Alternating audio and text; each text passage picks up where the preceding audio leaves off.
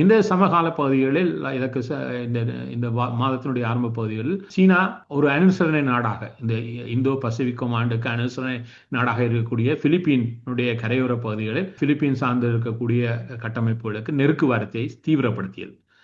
இந்த தீவிரப்படுத்தியதெல்லாம் இந்த இரண்டு வல்லரசுகளும் இப்பொழுது இந்து மகாசமுத்திர பிராந்தியத்தில் தங்களுடைய மேலாதிக்கத்தை கடல் ரீதியாகவும் கைக்கொள்வதற்கான ஒரு பலப்பரீட்சையில் இறங்கி இருக்கிறார்கள் மறைமுகமாக.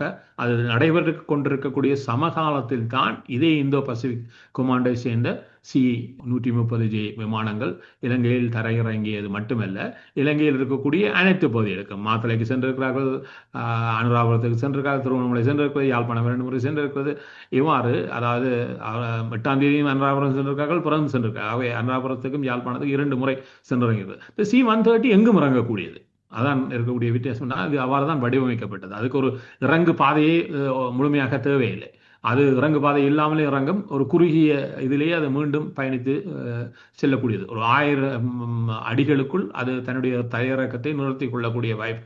உடனடியாக அதில் இருக்கக்கூடியவற்றை வெளியேற்றி விட்டு அடுத்து இருக்கக்கூடிய 1000 மீட்டருக்குள் 1000 அடிகளுக்குள் அது மீண்டும் பயணித்து செல்லக்கூடிய வகையில் அது வடிவமைக்கப்பட்டது.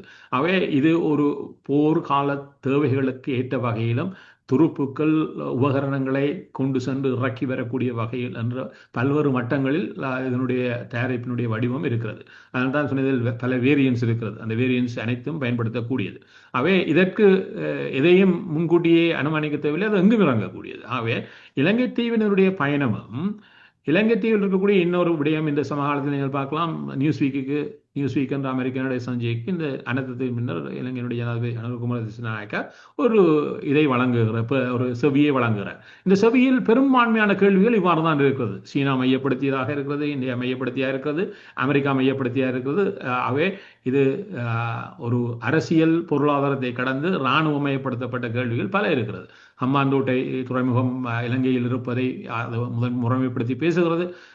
அவ்வாறு பேசுகின்ற பொழுது சீனாவுடைய ஆதிக்கம் பற்றி கேட்கப்படுகின்ற பொழுது அனுரகுமார திசாநாயக்கா ஒன்றை சொல்லுகிறார்.